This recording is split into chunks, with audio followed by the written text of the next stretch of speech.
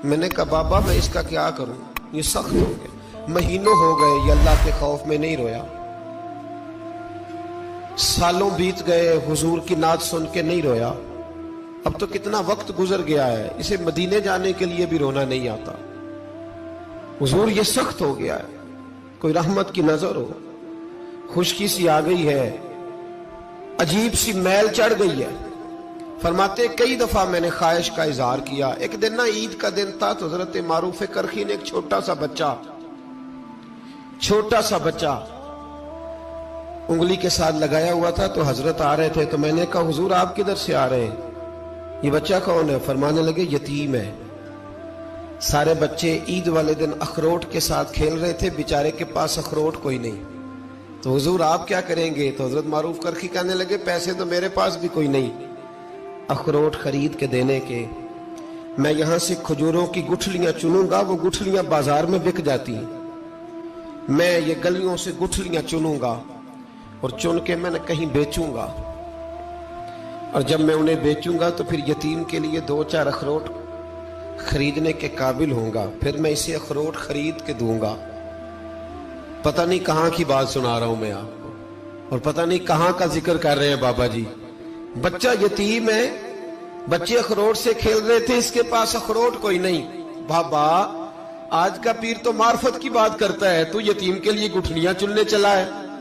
آج کا پیر تو کہتا ہے میں اے سی والے کمرے میں بیٹھ کے تمہیں بڑا عرش کے اعلیٰ کی بات بتاؤں گا، یتیم کے لیے گٹھلیاں چننا، مدرسے کے طلباء کی نوکری کرنا، یتیموں کا، غریبوں کا، ان مجبوروں کا خیال کرنا، یہ تو رواج ہی نہیں ہے آج کا۔ بابا تو کیا کہانی سنا رہا ہے؟ تو حضرت معروف کرخی کہنے لگے گٹھلیاں چنوں گا، پھر انہیں بیچوں گا، پھر جب کچھ پیسے ملیں گے نا تو میں اسے اخروٹ خرید کے دوں گا، اور فرمانے لگے جب یہ اخروٹ سے کھیل کر ہنسے گا نا تو اللہ میرے دل کو سکون عطا فرمائے گا۔ میں گٹھلیاں چننے جا رہا ہوں، میں مزدوری کرنے، تیری تلاش میں پھرا میں جنگل، پہاڑ اور دشت میں۔ تو حضرت سری سختی فرماتے ہیں میرے گھر میں پیسے تھے، میں نے کہا حضور اگر یہ نوکری مجھے مل جائے تو میں غلام جو ہوا، اگر مجھے دے دے یہ نوکری تو میں نہ کر لوں؟ فرمانے لگے تو کر لے۔ فرماتے میں اس یتیم کو پہلے گھر لے گیا، وہاں سے میں نے پیسے لیے، پھر بازار لے گیا، کپڑے خریدے، اس کے لیے ٹوپی خریدی، پھر میں نے اسے 2 کھجوریں کھلائیں، پھر اخروٹ خرید کے دیے۔ حضرت سیدنا معروف کرخی کہتے ہیں اس کو میں نے چیزیں دے کے نا، وہ بچہ تھا، بچے ہی ہوتے ہیں، میں نے جب اسے اخروٹ دیے تو وہ دوڑنے لگا، میں بھی ہلکا ہلکا پیچھے چلنے لگا۔ فرماتے ہیں وہ جا کے بچوں کے گروہ میں مل گیا، وہاں درجنوں 20 بچے کھیل رہے تھے، وہ مل گیا، وہ کھیلتا رہا۔ آپ فرماتے ہیں لوگوں اس دن میرے رب نے میرے دل کو اپنے قرب کی لذت بھی عطا کی، اور میرا دل تھا میرے سینے پر ساری رات، تھا میرے سینے میں میرا دل، پر ساری رات میرے نبی کے قدموں کا طواف کرتا رہا ہے۔ اب نہ لگ گیا ہے، پاک ہوئے تے پاک بھی ملدا ہے، اے بنا پاکوں پاک نہیں ملدا۔ سادے وجود نو تون دے نالوں اکو تولا ٹکڑا دل دا، دل لگا کے، دل لگ جائے تو پھر وہ لگ جاتا ہے۔ آپ یقین کریں لگتا ہے تو مزہ دیتا ہے، اور جب تک لگتا نہیں پھر کوئی بھی کیف سرور حاصل۔ امام زین العابدین رضی اللہ تعالیٰ عنہ مولا علی شیر خدا کے پوتے، امام حسین کے صاحبزادے، سیدہ پاک کی پیاری نسل، امام زین العابدین گھر میں نماز پڑھ رہے تھے، غور کرنا بات پہ، گھر پہ نماز پڑھ رہے تھے، گھر میں آگ لگ گئی۔ جب آگ لگی ہے تو پھر شور بھی ہوتا ہے، کچھ لوگوں نے شور مچایا، آگ آگ آگ، دور دراز سے لوگ دوڑے، آپ کا ایک چھوٹا بچہ بھی پاس سویا ہوا ہے، آگ لگ گئی آگ لگ گئی، شور ہو رہا، دور دراز سے لوگ پانی لے کے دوڑ رہے ہیں، آگ بجھائی جا رہی۔ امام صاحب نماز پڑھ رہے ہیں، حکم ہے کہ ایسی ایمرجنسی دیکھو تو نماز توڑ دو، پر اس کے لیے جو دیکھے ہی نہ، جسے سوجے ہی نہ ہو کیا رہا۔ امام زین العابدین پڑھتے رہے، نماز مکمل ہوئی تو آپ کی زوجہ کہنے لگی اللہ آپ پہ رحم کرے، گھر میں آگ لگ گئی تھی، سارا محلہ، سارا گاؤں، سارا شہر ٹوٹ پڑا، بچہ سویا ہوا تھا، آپ نے توجہ ہی نہیں کی۔ تو آپ فرمانے لگے ہلکی سی بن بناہٹ ہوئی تھی میرے کانوں میں، پر میں اللہ کی نماز پڑھ رہا تھا، پر میں اپنے رب کی، میں اس کی نماز پڑھ رہا تھا، تیرے عشق کی انتہا چاہتا، تیرے عشق کی انتہا چاہتا، تیرے عشق کی انتہا چاہتا، میری سادگی دیکھ کیا چاہتا ہوں، ذرا سا تو دل ہے مگر شوخ اتنا، وہی لن ترانی سنا چاہتا ہوں، مجھے کیا خبر ادھر کیا ہو رہا، ادھر میں تو اس کے ساتھ میرا تعلق تھا، میں تو اللہ کی بارگاہ میں حاضر تھا، مجھے کیا پتا۔ بی بی کہنے لگی آگ لگ گئی تھی، تو فرمانے لگے بھلی مانس چپ کر، تم دنیا کی آگ بجھا رہے تھے، میں جہنم کی آگ بجھا رہا تھا، تم لوگ اپنے شور میں تھے تو میں اپنے ذائقے میں۔ الذین ہم فی صلاتہم خاشعون، فرمایا یہ لوگ اپنی نمازوں میں عاجزی کر دل لگا کے کرتے ہیں جو کرتے ہیں۔ وہ بڑی خوبصورت مثال ہے، حضرت رومی نے لکھی ہے، بڑی مشہور بھی ہے۔ ایک نمازی نماز پڑھ رہا تھا، میری طرح کا نمازی، مجنو اس کے آگے سے گزر گیا، لیلا کے گھر جا رہا، تو نمازی اتحیات پہ تھا، اتنی دیر میں اس نے بھی نماز مکمل کر لی، تو پیچھے سے جا کے مجنو کا گریبان تھاما، کہنے لگا شرم نہیں آتی تجھے، مسئلے کا نہیں پتا، نمازی کے آگے سے نہیں گزرنا چاہیے؟ تو کہنے لگا یار معاف کر دو، مجنو کہنے لگا معاف کر دو، غلطی ہو گئی، حالانکہ شہزادہ تھا، پر معافیاں کیوں مانگ رہا ہے؟ اس لیے کہ کسی سے دل جو لگ گیا ہے، عاجزی آ گئی، ان کے چل یار معاف کر دے، تیری مہربانی،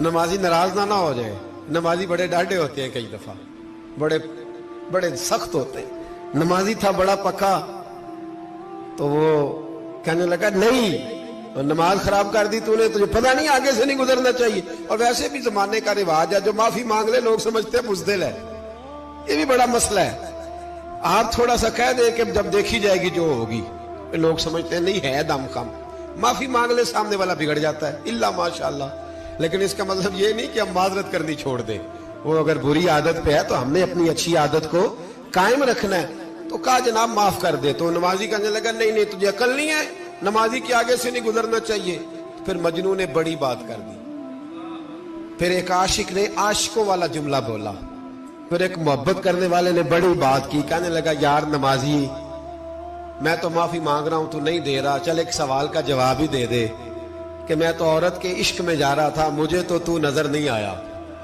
کہ تو نماز پڑھ رہا ہے، میں تو بی بی کے عشق میں تھا، مجھے تو نظر نہیں آیا، تو بتا تو رب کے عشق میں تھا، تو مجھے کیسے دیکھ رہا تھا، میں تجھے کیسے نظر آیا، حالانکہ تو اللہ کے عشق میں کھڑا تھا، مالک حقیقی کی محبت میں تیری میرے اوپر نظر کیسے پڑ گئی، میں تو عورت کے عشق میں تھا۔ اب نمازی صاحب شرمندہ ہو گئے، مجنو کہنے لگا آج کے بعد جب رب کی بارگاہ میں کھڑے ہونا نا تو والذین آمنوا اشد حبا للہ، پھر نماز کے لیے نہیں اس کے پیار میں بھی کھڑے ہونا، دل لگا کے کھڑے۔ عزیز دوستو، اللہ تعالیٰ نے قرآن حکیم میں نبی پاک صلی اللہ علیہ وسلم کی عظمتوں کو، شانوں کو اور بلندیوں کو بیان فرمایا، اور حضور کی مختلف صفات کا تذکرہ فرمایا قرآن پاک میں۔ ارشاد فرمایا کہ یا ایھا النبی انا ارسلناک شاہدا ومبشرا ونذیرا، اے غیب کی خبریں دینے والے محبوب علیہ السلام، ہم نے آپ کو گواہ بنایا ہے، خوشخبری دینے والا بنایا ہے، اور ڈر سنانے والا بنایا۔ پھر ارشاد فرمایا کہ وداعیا الی اللہ باذنہ وسراجا منیرا، اور ہم نے آپ کو اللہ کی طرف دعوت دینے والا بنایا، اور اللہ کے حکم سے اللہ کی طرف دعوت دینے والا بنایا، سراجا منیرا، اور آپ کو چمکتا ہوا آفتاب بنایا۔ نبی پاک صلی اللہ علیہ وسلم کی ہر شان ہی وراء الورا ہے، لیکن یہ جو حضور کی صفت مبارکہ ہے نا داعیا الی اللہ کی، کہ حضور لوگوں کو اللہ کی جانب دعوت دیتے۔ نبی پاک صلی اللہ تعالی علیہ وسلم بندوں کا اپنے رب سے رشتہ جوڑتے، گھبرائے ہوئے لوگوں کو، پریشان لوگوں کو، اور جو لوگ سمجھتے تھے کہ شاید ہم کوئی دنیا کے کمزور لوگ ہیں اور یہ مالدار اور یہ اقتدار والا آدمی ہی بڑا ہے، ان سب کو حضور نے مایوسیوں سے نکالا، اور اللہ کے رسول صلی اللہ علیہ وسلم نے یہ سبق پڑھایا کہ تم سب حضرت آدم کی اولاد ہو، عربی کو اجمی پر، گھورے کو کالے پر کوئی فضیلت حاصل نہیں۔ لوگوں کی ہر پریشانی حضور نے نکال کے ان کا رجوع ان کے رب کی طرف کرایا۔ ہمارے ہاں یہ ہوتا ہے کہ انسان کو پریشانی کوئی بھی ہو اسے سکون نہیں لینے دیتی، وہ کوئی بھی ہو۔ محفل میں کسی بندے کا بٹن ٹوٹ جائے نا یہ گلے کا، تو کوئی دیکھے نہ دیکھے اس بیچارے کی ساری توجہ بٹن پہ رہتی ہے، میرا بٹن ٹھیک نہیں۔ کسی بندے نے کپڑے صاف نہ پہنے ہوں تو آپ اس شخص سے کہیں کہ تجھے کچھ لوگ ملنا چاہتے ہیں، تو وہ اگرچہ اس کے پاس PhD کی ڈگری ہے، ڈھیر سارا مال ہے، وزادار ہے، صاحب عزت ہے، لیکن وہ کہتے یار میرے کپڑے نہیں ٹھیک تو میں کوفت محسوس کر رہا ہوں، ذرا میں اپنے آپ کو تھوڑا سا نہا دھو لوں، فریش کر لوں، پھر میں چلتا ہوں۔ آپ کے ظاہری جسم پر ایک آدھ دھبا ہو تو وہ آپ کو سکون نہیں لینے دیتا، اور اگر دھبے باطن پہ لگ جائیں، بہت سارے دھبے ہیں جو باطن پہ ہوتے ہیں، مجھے جان لو، مجھے پہچان لو، میرا بھی کوئی نام ہے، میں بھی کچھ ہوتا ہوں، یہ بھی ایک دھبا ہے، ایک مصیبت ہے۔ اور میری عزت کرو، مجھے بھی کسی طریقے سے کسی نشست پہ جگہ دو، یہ بھی ایک دھبا ہے۔ یہ ہمارے ہاں ہمارے ملک کے اندر سیاستدانوں سے لے کر مذہبی لوگوں تک الا ماشاءاللہ پروٹوکول کا ایک مزاج آیا ہے کہ بھی بڑی دشواری پیدا کرتا ہے عام لوگوں کے لیے، بڑی آزمائش میں لوگ آ جاتے ہیں۔ حسد کر لینا، کسی بندے کی نعمت کو دیکھ کے جلنا، یہ بھی آپ کو بڑا بے سکون رکھتا ہے۔ تکبر کرنا کہ میں کوئی چیز ہوں اور باقی کو تھوڑے سے مجھ سے چھوٹے ہیں، یہ سارے دھبے، یہ ساری نقصان کی چیزیں۔ اور نبی پاک صلی اللہ علیہ وسلم نے تعریف یہ بیان کی، فرمایا ما حاک فی صدرک، یہ جو تیرے گناہ ہیں یہ تیرے سینے میں کھٹکیں گے، یہ تجھے بے چین رکھیں گے، یہ کانٹے کی طرح چبھیں گے۔ تو جتنے مرضی اچھے کپڑے پہن لے، جتنی مرضی اونچی جگہ بٹھا دیا جائے، اگر تیرے اندر کوئی روگ ہے وہ تجھے سکون سے نہیں جینے دے گا۔ رسول کائنات صلی اللہ علیہ وسلم نے نا لوگوں کی توجہ رب کریم کی جانب لگائی۔ حضور نے لوگوں کو بتلایا کہ تمہارا رب نا عاجزی کو پسند کرتا ہے، تمہارا رب سادگی کو پسند کرتا ہے، تمہارا رب انسانوں سے پیار کرنے والے کو پسند کرتا ہے۔ حضور سید عالم صلی اللہ علیہ وسلم نے ہمیں یہ سبق پڑھایا کہ زیادہ باتیں کرنے والے کو نہیں، اللہ سچ بولنے والے کو پسند کرتا ہے۔ بہت اونچے اور لمبے چوڑے دولت والے اور مالدار آدمی کو نہیں، بلکہ جو آدمی دیانتداری سے زندگی گزارے رب اس کو زیادہ محبوب رکھتا ہے۔ تو ہماری یہ جتنی بھی آزمائشیں ہیں، میلاد والے محبوب صلی اللہ علیہ وسلم نے نا یہ ساری ہماری دور فرما دی، ساری۔ اب دیکھیں ہمارے ہاں ایک بیماری ہوتی ہے، وہ تکبر کی بیماری ہے،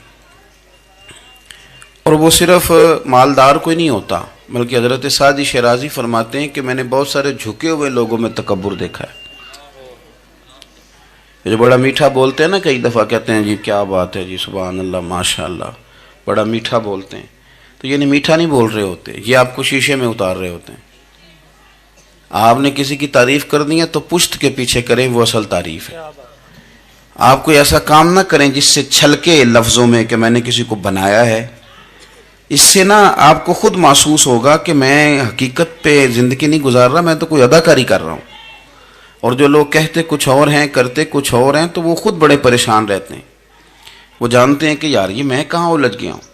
تو بھائی یہ جو بہت زیادہ ہمارے دلوں کے اندر چیز ہے، اور یہ ہر مقام پر بہت سارے لوگوں کو یہ چیز حاصل ہے، میں دیکھتا ہوں کہ درجہ بدرجہ ان چیزوں کا شمار ہے۔ کچھ کا خیال ہے کہ میری ڈگری زیادہ ہے، اور کچھ کا خیال ہے کہ مجھے عقل زیادہ ہے، کچھ کا خیال ہے کہ میری شہرت زیادہ ہے، تو کچھ کا خیال ہے کہ میری دولت زیادہ ہے۔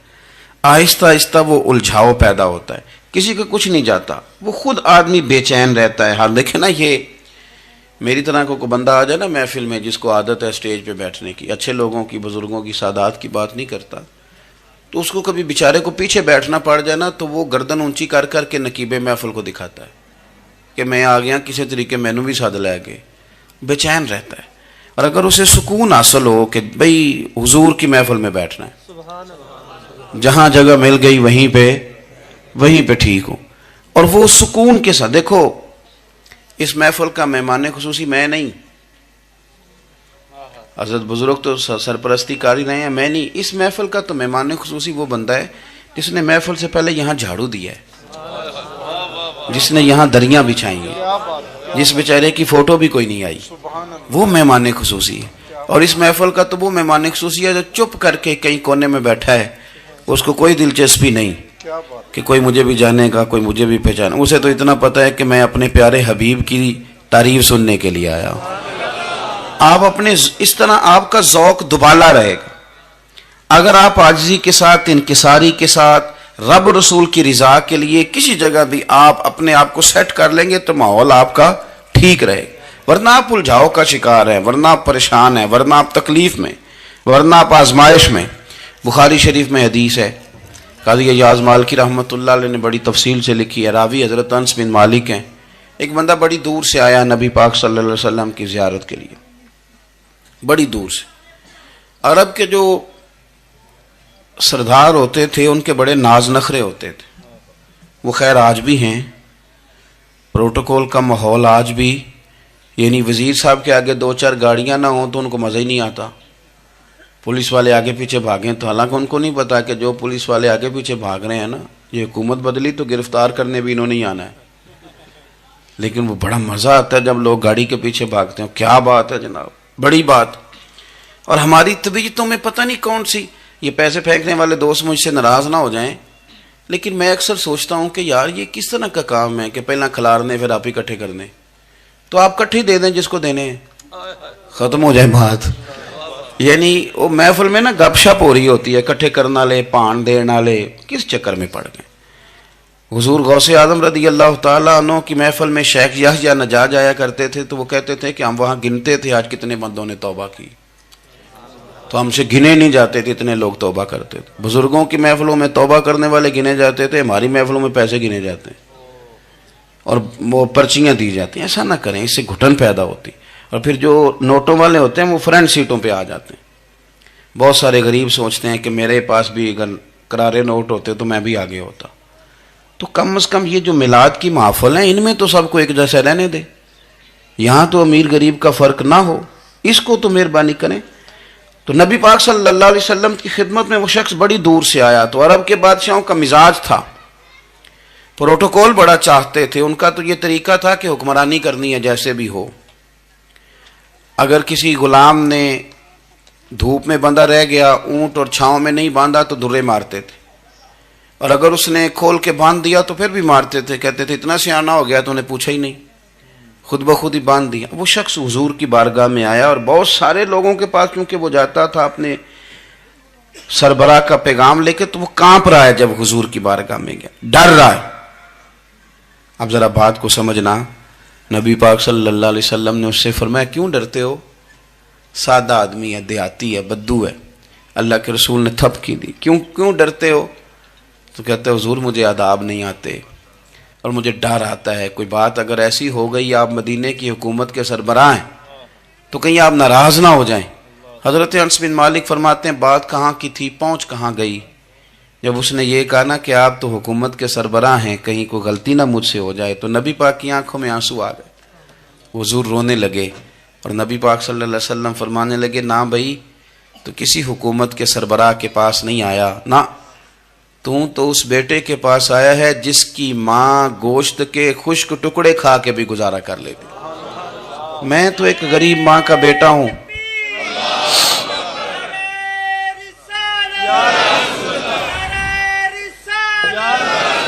بھائی اگر آپ کا یہ ذوق بن جائے، دیکھو نا آج تو لوگ بھول جاتے ہیں نا، کپڑے بدل لیتے ہیں تو وہ سمجھتے ہیں کہ شاید سارا کچھ ہی بدل گیا. یعنی گاؤں سے آ کر پڑھنے والے بھول ہی گئے ہیں کہ کس کی ماں نے کتنا زیور بیچا. لوگ بھول جاتے ہیں چیزوں کو. اپنے ماضی کو یاد رکھیں، آپ لوگوں کے ساتھ پیار کریں، آپ لوگوں کو موقع دیں، آپ تھوڑی سی اور کوشش کریں اس شخص تک جانے کی جو آپ کو مایوس نظر آ رہا ہے، پریشان نظر آ رہا ہے. یہ ہمیں میلاد والے محبوب صلی اللہ علیہ وسلم نے درس دیا. ایک اور پہلو، حضور سید عالم صلی اللہ علیہ وسلم نے، ہمارے ہاں نا ابھی بھی برادری کی تقسیم ہے، ابھی بھی، اور کچھ میں نے ایسے کمزور لوگ بھی دیکھے، یہ اس طرح کی حرکتیں ہارے ہوئے لوگ کرتے ہیں. ہارے ہوئے لوگ جو اپنے آپ کو سمجھتے ہیں کہ میں کوئی بڑا آدمی ہوں. بڑا آدمی تو اپنے اخلاق سے ہوتا ہے, اپنے کردار سے ہوتا ہے, اپنی سخاوت سے ہوتا ہے, لوگوں سے پیار کرنے سے ہوتا ہے. باقی یہ کہ بیٹھ کے کہانی سنانا کہ میں بڑا کچھ کرتا ہوں, تو جو کچھ کرتا ہوتا ہے اسے سنانے کی کوئی ضرورت ایک وہ بہت سارے لوگ آپ تعزیت کرنے جائیں نا والد کے انتقال کے بعد, تو ان بیچاروں کو بتانا پڑتا ہے کہ ابا جی میرے بغیر دوائی نہیں کھاتے تھے. تو میں کہتا ہوں اگر تیرے بغیر نہیں کھاتے تھے پھر بتانے کی ضرورت نہیں, پھر تو سارے گاؤں کو پتا ہوگا کہ تیرے بغیر نہیں کھاتے تھے.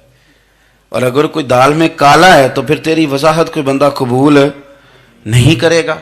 تو آپ کو بتانا کیوں پڑ رہا ہے, اور آپ بار بار اس بات کا ذکر کیوں کر رہے ہیں کہ ہم بہت بڑے قبیلے کے ہیں؟ صاحب اگر آپ بڑے قبیلے کے ہیں تو پتہ ہوگا سارے علاقے کو آپ کتنا لوگوں کا خیال کرتے ہیں, آپ کس قدر محبت کرتے ہیں, آپ کا انداز کریمانہ کس طرح کا. پھر آپ کو بتانے کی کوئی ضرورت نہیں ہوتی, پھر خود بخود خبر ہوتی. حضرت سیدنا ابو ذر غفاری رضی اللہ تعالیٰ عنہ قبیلہ بنو غفار ایک بڑی شاخ تھی قبیلوں میں سے. جو لوگ اس زمانے میں مالدار قبیلوں سے تعلق رکھتے تھے ان میں سے ایک بڑا نام تھا. ساری زندگی چودراہٹ کی, لیکن میلاد ایک انقلاب کا نام ہے. میں میلاد منانے والے دوستوں سے گزارش کرتا ہوں کہ آپ ہر سال میلاد منائیں, اور ہر سال میلاد کے بعد آپ تھوڑے بدل بھی جائیں, یعنی تھوڑے سے بدل جائیں. کچھ لوگ کہیں یار یہ داڑھی میں نے نا 12 ربیع الاول والے دن رکھی تھی, یہ میری میلاد والی داڑھی ہے. اور داڑھی رکھیں بھی نبی پاک کی مرضی کی. کس کی مرضی کی؟ نہ ناراض ہو جائے جی میں ٹور چلا بس. کس مرضی کی جی؟ اپنی مرضی کے نہیں.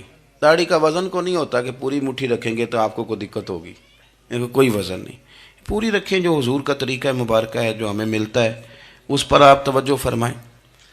تو میں جو بات عرض کرنے جا رہا ہوں وہ میلاد انقلاب ہے.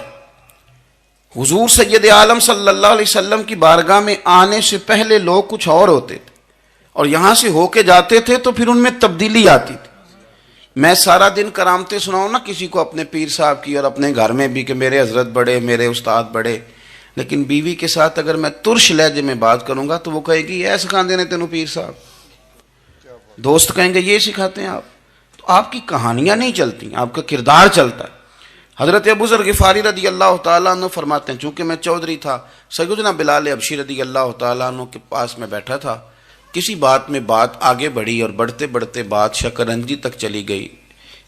رائے کے اختلاف نے باتوں میں تلخی پیدا کر دی, اور جب تھوڑے لفظ اور تیز ہوئے تو میں نے انہیں کہہ دیا چپ کر, تو ابشن کا بیٹا ہے. کس کے بیٹے تھے حضرت بلال؟ کہتے ہیں جب انہوں نے مجھے کہا تو میرا دل بڑا ٹوٹا, لیکن میں نے ارادہ کیا کہ میں نے حضور کی بارگاہ میں نہیں عرض کرنی. اب ہر بات کی ہم حضور کی بارگاہ میں شکایت کریں. لیکن میں جا کے مسجد میں بیٹھا, اور جب سرکار آئے نا, ارادہ نہیں تھا کہ عرض کروں گا, لیکن حضور کا چہرہ دیکھا تو دکھ میرا خود ہی تازہ ہو گیا. رونے کا بھی تو تب ہی مزہ آتا ہے نا کوئی اپنا ملے تو. فرماتے ہیں کہ میرے آنسو نا بغیر اختیار کے چھلک پڑے اور میں کھل کے روئے, کھل کے. قربان جاؤں محبوب کے بھی حضور نے پاس نہیں بلایا, بلکہ نبی پاک اٹھ کے خود میرے پاس آئے اور مجھے کندھوں سے پکڑ کے سینے سے لگایا, اور جب میں کھل کے رو لیا تو حضور میرے آنسو پوچھنے لگے. کچھ شعر ایسے ہوتے ہیں جو کسی نے کہے ہوتے ہیں, اور کہنے والا جو ہوتا ہے وہ صاحب حال ہوتا ہے, تو اس میں کچھ خوبصورتی زیادہ ہی ہو جاتی ہے. ایک پنجابی کے شاعر ہمارے گجرات میں گزرے, بزرگ تھے, ان کا ایک شعر ہے, وہ کہتے ہیں ایک واری میری آنکھیاں چوں اونا نے اتھرو پونجے سن. ایک واری میری آنکھیاں چوں اونا نے اتھرو پونجے سن, ہن تے چسکا پہ گیا رونے دا. ایک واری میری آنکھیاں چوں اونا نے اتھرو پونجے سن, ہن تے چسکا پہ گیا رونے دا, تے ہر ویلے آہو زاری دا. تو میں روز رونے لگا ہوں, مزہ ہی بڑا آیا ہے جب سے محبوب نے چپ کرانا شروع کیا میرے عزیز. اور پھر حضرت بلال حبشی رضی اللہ تعالیٰ عنہ چونکہ حضور کے غلام تھے, اور انہیں پتہ تھا کہ سرکار میری ناز برداری کرتے ہیں. حضور نے چپ کرایا, فرمایا کیوں روتے ہو؟ تو عرض کرنے لگے یا رسول اللہ صلی اللہ علیہ وسلم, اگر میں ابشن کا بیٹا ہوں تو میری تو غلطی کوئی نہیں نا, یہ تو تقسیم اللہ کی ہے نا. الذی خلقک فسواک فعدلک فی ای صورت ما شاء رکبک. جس طرح وہ چاہتا ہے, جس کو چاہتا ہے اس طرح کی اس کی صورت بنا دیتا ہے. تو مجھے ابشن کا بیٹا کہا جاتا ہے، میری غلطی کیا ہے؟ حضرت بلال نے بھی نہیں بتایا کس نے کہا ہے، لیکن نبی پاک صلی اللہ علیہ وسلم نے کیا فرمایا؟ امام یوسف صالحی نے لکھا ہے، ذرا غور کرنا بات پر، تسلیاں لوگ اور رنگ میں بھی دیتے ہیں، پر یہ تسلی بڑی انوکھی ہے۔ حضور فرمانے لگے بلال اگر تو ابشن کا بیٹا تو پریشان کیوں ہوتا ہے؟ کالے رنگ والی ماں کا بیٹا ہے تو پریشان کیوں ہوتا ہے اگر تیری والدہ کا رنگ کالا ہے تو؟ عرض کی حضور آپ کیا فرمانا چاہتے ہیں؟ تو سرکار فرمانے لگے میں دو ماؤں کا بیٹا ہوں، ایک جناب آمنہ جنہوں نے مجھے پیدا کیا، اور ایک حضرت ام ایمن جنہوں نے میری پرورش کی، مجھے بڑا کیا۔ حضور فرمانے لگے میری ماں آمنہ کا رنگ گورا تھا اور میری ماں ام ایمن کا رنگ کالا ہے۔ تو فرمایا اگر تجھے کسی نے کالے رنگ والی ماں کا بیٹا کہا تو اسے کہہ دینا مدینے والے محبوب کے بھی تو ایک والدہ کا رنگ کالا ہے، تو کہہ دینا۔ حضرت بلال کہتے ہیں کہ وہ اس طرح کی تسلی تھی، طفل تسلیاں نہیں جس طرح کی ہمیں دی جاتی، وہ اس طرح کی خوبصورت تسلی تھی کہ اس کے بعد میرا دل ایسا ٹھنڈا ہوا، پھر کسی کا تانا نہیں رہا، پھر کسی کی تکلیف نہیں رہی۔ رسول پاک صلی اللہ تعالی علیہ وسلم نے یہ جو آج تقسیم ہے ہمارے ہاں اونچ نیچ کی، چھوٹے بڑے کی، ذات برادری کی، حضور فرماتے ہیں میں نے پاؤں کے نیچے رکھ کے کچل دی، اب اس کا کوئی سٹیٹس نہیں رہا، اب یہ کوئی معاملہ نہیں۔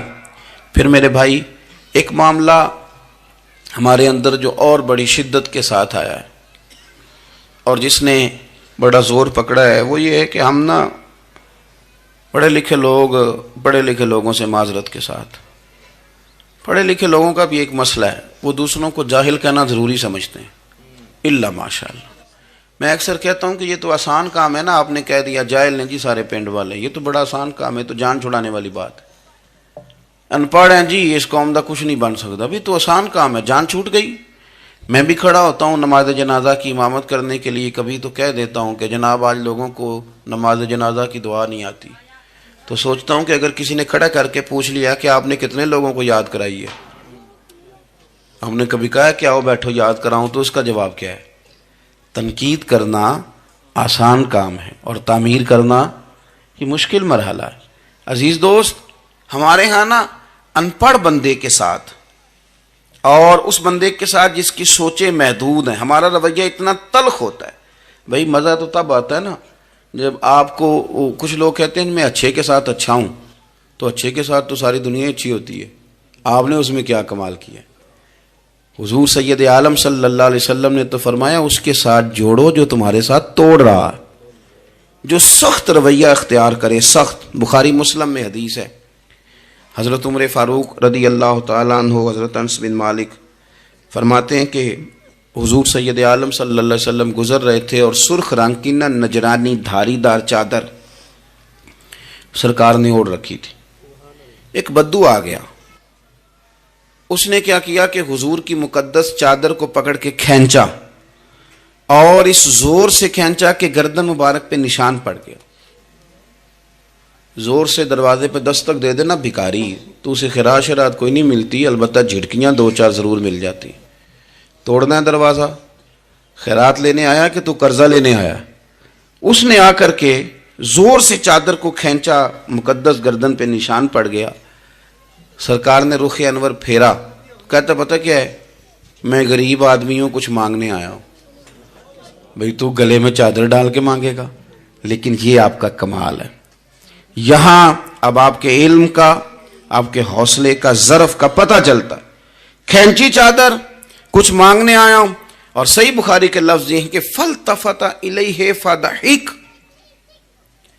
جب محبوب نے اس کی طرف توجہ کی، اس کی بات سنی، اس نے گلے میں چادر ڈال کے کھینچا ہے، نشان ڈال دیا ہے، لیکن جب حضور نے توجہ کی تو فَضَحِكَ، نبی پاک نے مسکرانا شروع کر دیا، حضور مسکرائے، یعنی چادر ڈال کر کھینچنے والے۔ اور یہ چیز آپ کو بڑا کر دے گی، آپ یقین کریں، آپ کو کسی نے برا کہا تو آپ نے ڈبل برا کہا تو آپ تانگ ہوں گے۔ ہنڈیا جب جلتی ہے تو اس کے کندھے، ابلتی ہے تو اس کے کندھے جل جاتے ہیں۔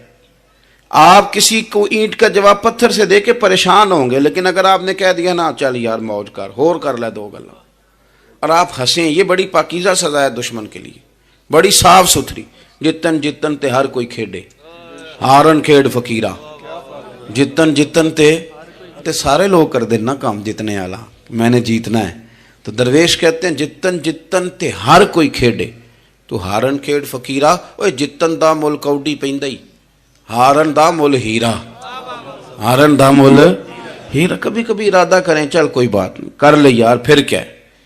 اور یہ کام آئے گی چیز بہت زیادہ. حضور صلی اللہ علیہ وسلم سے کہنے لگا کچھ مانگنے آیا ہوں. تو اب حضور نے کیا فرمایا؟ فرمایا 1 2 4 بکریاں نہیں، 2 پہاڑیوں کے درمیان جو ریوڑ ہے نا بکریوں کا اجڑ، فرمایا سارے اس کو دے دو.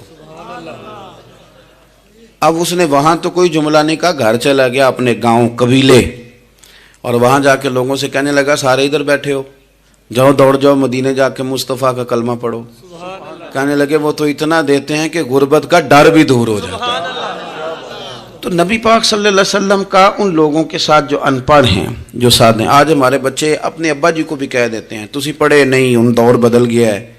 میں ایک شادی کی تقریب میں جا رہا تھا، میرے آگے آگے والد صاحب کو بیٹا سمجھا رہا ہے کہ ابا جی ہن نہ اتنے جا کے نہ میٹھے چولاں تے سالن پا کے نہ کھایا جی، بندہ ماڑا لگتا ہے. میرا پیار تھا اس خاندان سے، میں نے اس بچے کو تھپکی دے کے کہا، میں کہ پتر تو ذرا لیٹ ہو گیا، جلدی ہوندا تے نہ سارے سیانے ہونا سی. یہ ہمارے بچے اب بجائے اس کے کہ وہ قائل کریں، کتنا آپ نے غلط جملہ کہا کہ ابا جی آپ پڑھے ہی نہیں، آپ نے کتنی غلط بات کر دی. امام اعظم ابو حنیفہ رحمۃ اللہ علیہ کا ایک شاگرد تھا، وہ تقریر اچھی کرتا تھا. تو امام صاحب رحمۃ اللہ علیہ کی والدہ فرمایا کرتی ہیں ابو حنیفہ جا اس سے جا کے یہ مسئلہ پوچھ کے آ. تو امام صاحب فرماتے ہیں اماں میں نہ بتا دوں. تو اماں کہتی تو تے بچہ تینوں کی پتہ ہوئے، حالانکہ وہ شاگرد ہے. تو امام صاحب پھر اس کے پاس جاتے، اس کو جا کہتے اس سوال کا جواب. تو کہتا استاد جی مجھے کیا پتہ ہے، آپ کو پتہ ہے ان مسئلوں کا. تو آپ فرماتے یہ میں پہلے تجھے بتاتا ہوں اس کا جواب، پھر تو مجھے بتا، اور پھر میں تیرا نام لے کے اپنی اماں کو مطمئن کروں گا. اس لیے کہ ماں باپ کو دلائل نہیں دیے جاتے، انہیں راضی کیا جاتا ہے. اور میں بچوں سے گزارش کروں گا ابا جی کو پیسے بھی دیں، اماں جی کے وہ کپڑے بھی لے کے دیں، لیکن ضروری یہ ہے کہ ان کو وقت دیں، ان کے پاس بیٹھیں، ان سے مشورہ کریں. ان کو آپ کے وقت کی ضرورت ہے. اس لیے حضور نے فرمایا ہے کہ اللہ نہ تمہاری جیب دیکھتا ہے نہ چہرہ دیکھتا ہے، وَلَٰكِن يَنْظُرُ إِلَىٰ قُلُوبِكُمْ، وہ جب دیکھتا ہے تمہارے دل دیکھتا ہے. تو اس پر توجہ رکھیں، یہ صاف ستھرا رہے تو بڑے سارے کام بن جاتے ہیں. اللہ عمل کی توفیق رفیق عطا فرمائے. آخر دعوانا ان الحمدللہ.